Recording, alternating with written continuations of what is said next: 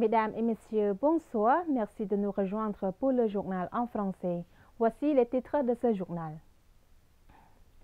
À l'occasion de la visite officielle d'un jour au Cambodge le 28 septembre 2023, Son Excellence Sethra Thavisin, Premier ministre du Thaïlande, a rendu une visite de courtoisie à Samdech Akek Mohan Sena Pradecho Hun Sen, président du Parti du peuple cambodgien PPC et président du Conseil suprême de Sa Majesté le Roi. Samdech Akek Mohan Sena Pradecho Hun Sen, président du Parti du peuple cambodgien PPC et président du Conseil suprême du Roi, a chaleureusement accueilli Son Excellence Sethra Thavisin, Premier ministre de Thaïlande et sa délégation pour la première visite étrangère au Cambodge. Samdech a félicité Son Excellence Sethra Thavisin pour sa nomination en tant que nouveau Premier ministre de Thaïlande et la nouvelle délégation du gouvernement thaïlandais a visité le Cambodge, ce qui a mis en évidence la relation unique entre les deux royaumes.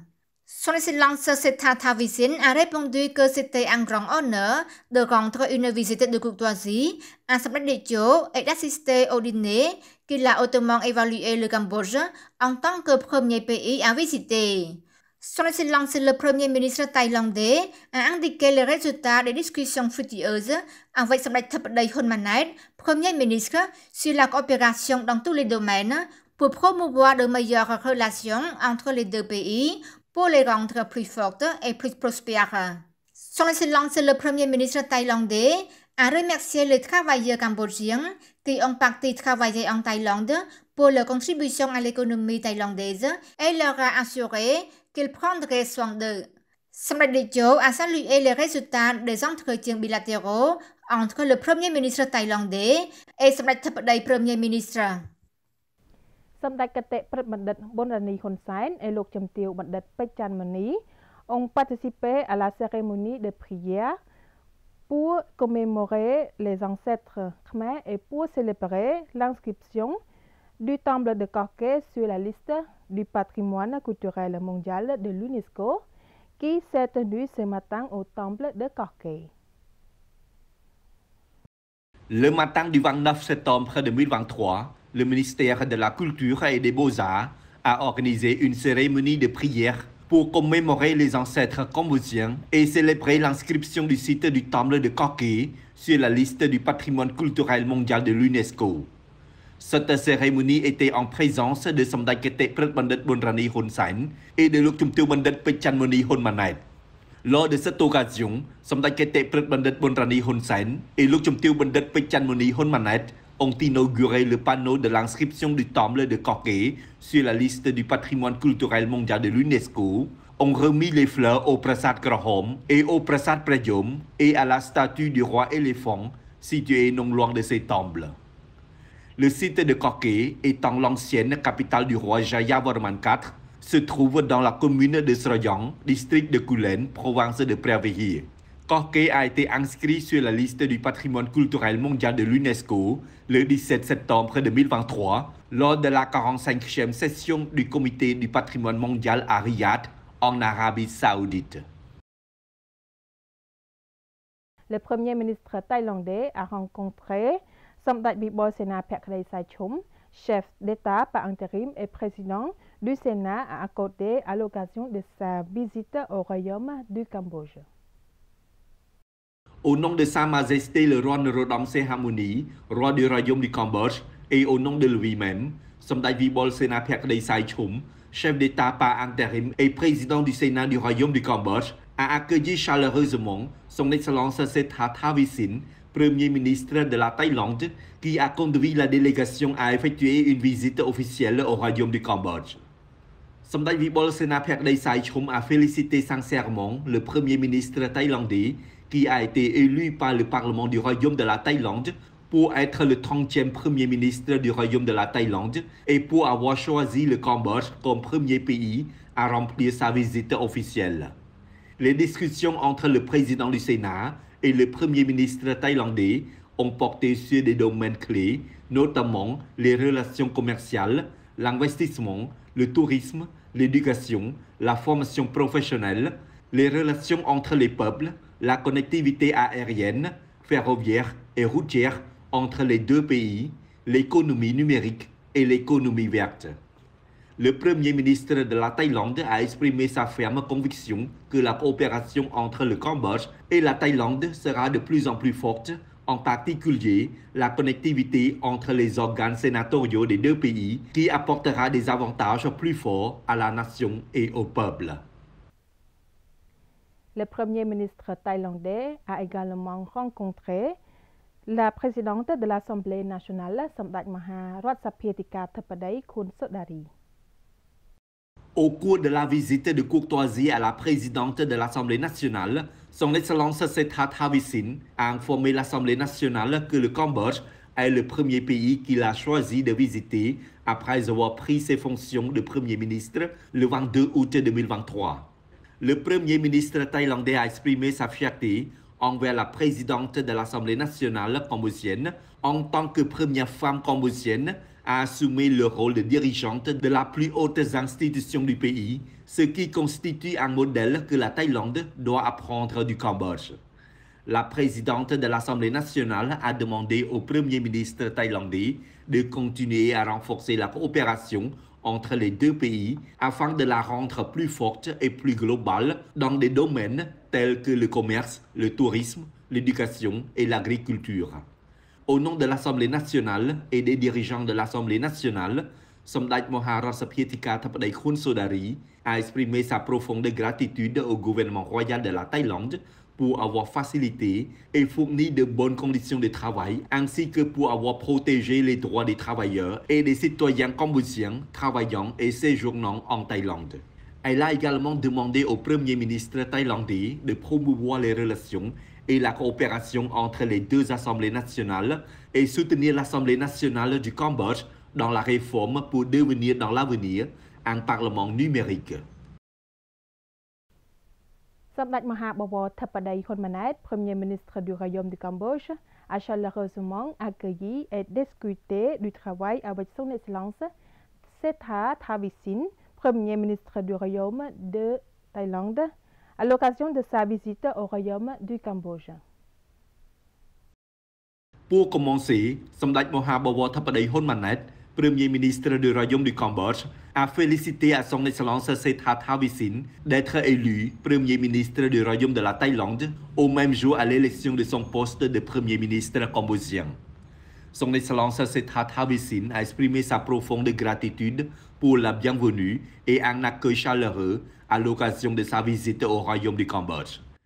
Les deux chefs du gouvernement ont discuté à propos du domaine de la coopération bilatérale Cambodge-Thaïlande. Les discussions ont porté sur des domaines clés, notamment le commerce, l'investissement, le tourisme, l'éducation, la formation professionnelle, la diplomatie, les relations commerciales, les relations entre les peuples et la connectivité entre les deux pays par voie aérienne, ferroviaire et routière, l'économie numérique et l'économie verte, les travaux liés à l'immigration, à la sécurité transfrontalière et à la sécurité en ligne.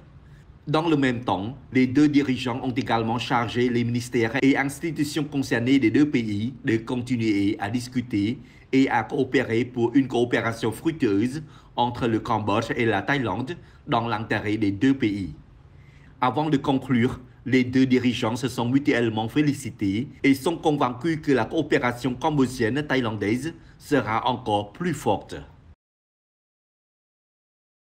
Samdech Maha Bawor Theppadej Khun Manet, Premier ministre du Royaume du Cambodge, a décidé d'ajouter $2